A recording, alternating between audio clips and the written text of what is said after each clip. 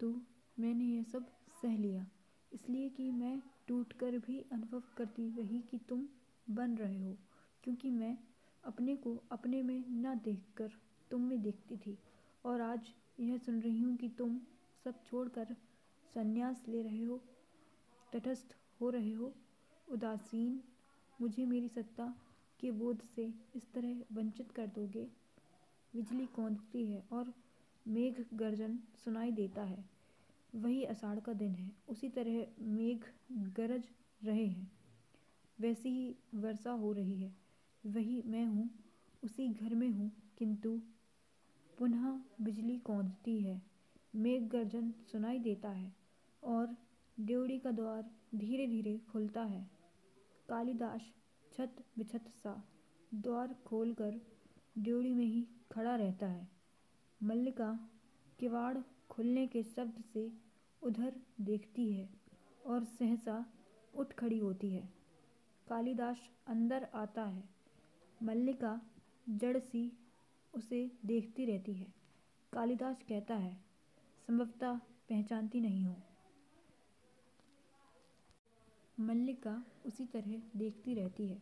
कालिदास प्रकोष्ठ में इधर उधर देखता है, फिर मल्लिका पर सिर से पैर तक एक दृष्टि डालकर आसन की ओर चला जाता है। और न पहचानना ही स्वाभाविक है, क्योंकि मैं वह व्यक्ति नहीं हूँ जिसे तुम पहले पहचानती रही हो, दूसरा व्यक्ति हूँ। बाहें पीछे टिकाकर आसन पर बैठ जाता है। और सच कहूँ तो वह व्यक्ति हूँ जिसे मैं स्वयं नहीं पहचानता। तुम इस तरह जड़ सी क्यों खड़ी हो? मुझे देखकर बहुत आश्चर्य हुआ। मल्लिका किवाड़ बंद कर देती है, फिर खोई सी उसकी ओर बढ़ आती है। मल्लिका कहती है, आश्चर्य, मुझे विश्वास ही नहीं हो रहा कि तुम हो, और मैं जो तुम्हें देख रही हूँ वास्तव में मैं ही हूँ। कालिदास कहता है, देख रहा हूँ कि तुम भी वह नहीं हो। सब कुछ बदल गया है। यह संभव है कि परिवर्तन केवल मेरी दृष्टि में हुआ है। मल्लिका कहती है, मुझे विश्वास नहीं होता कि यह स्वप्न नहीं है। कालिदास कहता है, नहीं, स्वप्न नहीं है, यथार्थ है कि मैं यहाँ हूँ। दिनों की यात्रा करके थका टूटा हारा हुआ यहाँ आया हूँ कि एक बार यहाँ के यथार्थ को देख लूँ। मल्लिका कहती है, बहुत भीग गए हो। मेरे यहाँ सूखे वस्त्र तो नहीं है, पर मैं।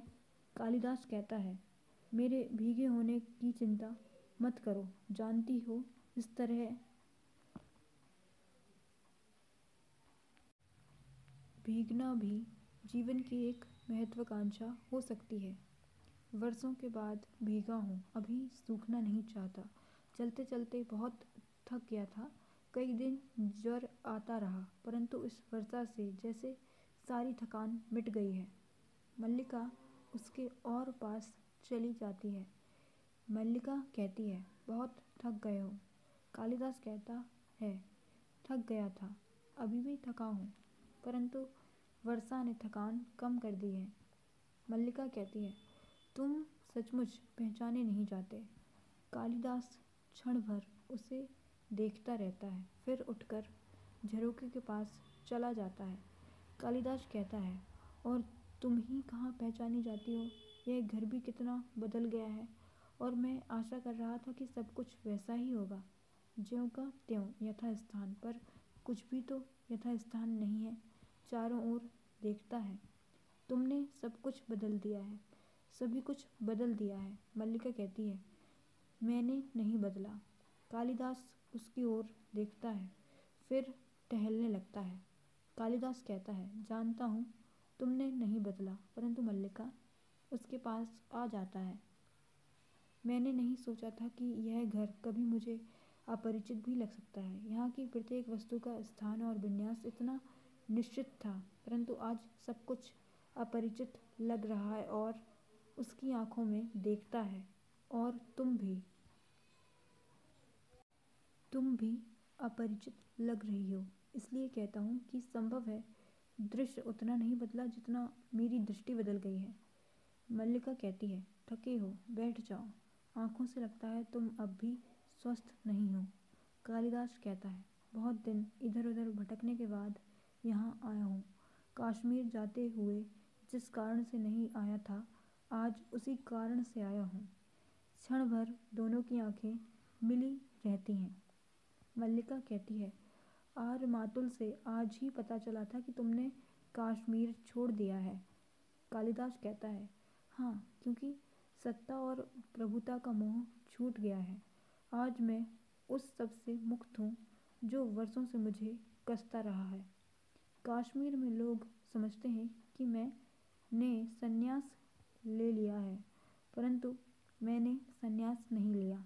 मैं केवल मातृगुप्त के कलेवर से मुक्त हुआ हूँ, जिससे पुनः कालिदास के कलेवर में जी सकूं।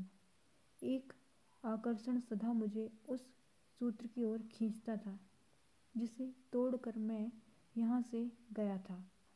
यहाँ की एक एक वस्तु में जो आत्मीयता थी, वह यहाँ से जाकर मुझे कहीं नहीं मिली। मुझे यहाँ की एक एक वस्तु के रूप और आकार का स्मरण है।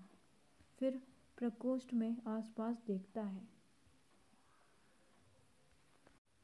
कुंभ, बागछाल, कुशा, दीपक, गेरू की आकृतियाँ और तुम्हारी आंखें। जाने के दिन तुम्हारी आंखों का जो रूप देखा था, वह आज तक मेरी स्मृति में अंकित है। मैं अपने को विश्वास दिलाता रहा हूँ कि कभी भी लौट कर आऊँ, यहाँ सब कुछ वैसा ही होगा। कोई द्वार खटखटाता है। मल्लिका अव्यवस्थित होकर उस ओर देखती है। कालिदास द्वार की ओर जाना चाहता है, पर वह उसे रोक देती है। मल्लिका कहती है, द्वार बंद रहने दो, तुम जो बात कर रहे हो करते जाओ। कालिदास कहता है, देख तो लो कौन आया है। मल्लिका कहती है, वर्षा का दिन है, कोई भी हो सकता है। तुम बात करते रहो, वह चला जाएगा। बाहर से आगंतुक नशे के स्वर में झल्लाता हुआ लौट जाता है। हर समय द्वार बंद है, हर समय द्वार बंद। कालिदास कहता है, कौन था यह? मल्लिका कहती है, कहा है ना, कोई भी हो सकता है। वर्षा में जिस किसी को आश्रय की आवश्यकता पड़ सकती है। कालिदास कहता है, परंतु मुझे इसका स्वर बहुत विचित्र सा लगा। मल्लिका कहती है, तुम यहाँ के संबंध में बात कर रहे थे? कालिदास कहता है, लगा जैसे मैं इस स्वर को पहचानता हूँ, जैसे यहाँ की हर वस्तु की तरह यह भी किसी परिचित स्वर का बदला हुआ स्वरूप है। मल्लिका कहती है, तुम थके हुए हो और अस्वस्थ हो, बैठकर बात करो। कालिदास एक निश्वास छोड़कर आसन पर बैठ जाता है। मल्लिका घुटनों पर बाहें रखकर कुछ दूर नीचे बैठ जाती है। कालिदास कहता है, मैंने बहुत बार अपने संबंध में सोचा है मल्लिका, और हर बार इस निष्कर्ष पर पहुंचा हूँ कि अंबिका ठीक कहती थी।